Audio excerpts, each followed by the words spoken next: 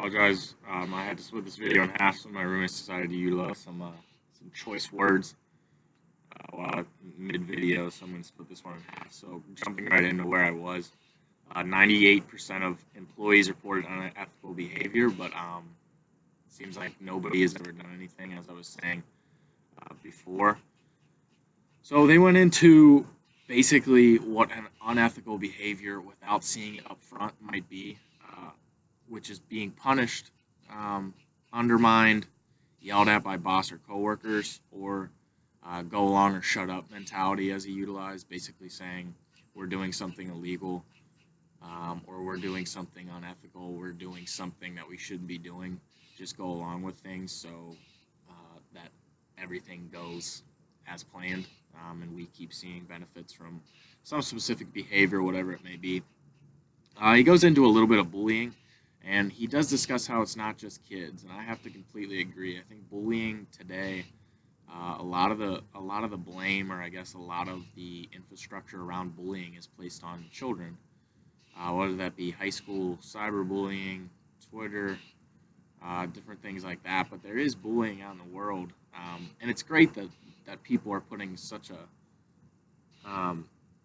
I guess a target market when it comes to bullying would be those high school students, those kids that are on Twitter making fun of other kids, different things like that, of course.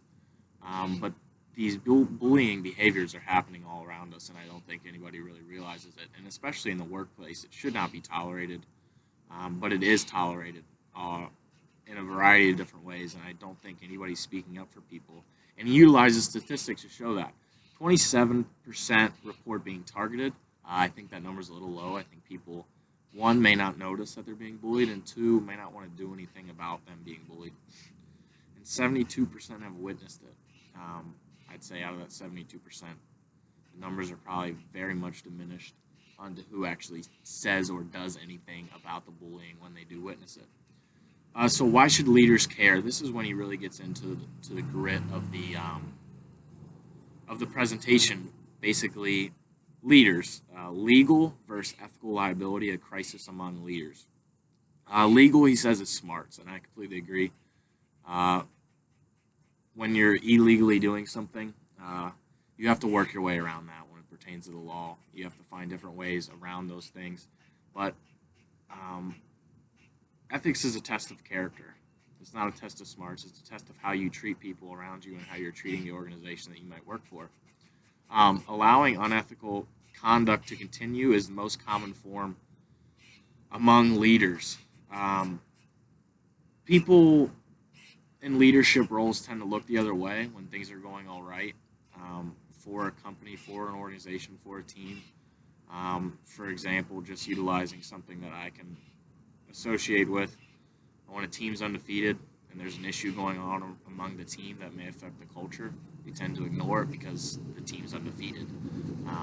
You think things are okay, but it's just not right, and leaders aren't going to step up and do anything about it because things are going okay, and that's not a true leader in my mind. The video had a lot of good examples, as I alluded to earlier, and he makes it very clear that this is a leadership problem. This comes down to leaders. I think a lot of leaders look the other way and they say, oh, it's not my problem. But true leadership has to step up for the unethical issues, has to stand up for each individual person, despite what may be happening or who it may involve. I think that's a true issue. Do not delegate ethics. That's an important line. There's a lot of things happening in the sports world right now, which I think a lot of people are delegating ethics, delegating their moral code, which is disgusting. To me, that leaders can look the other way when it comes to something that can be this impactful. In my mind, the ethical code of a team, of a structure, of an organization, a company, is the most important thing. That influences the culture. And then the culture is going to dictate the behavior among the company. Things may not be bad now, but they will be in the future.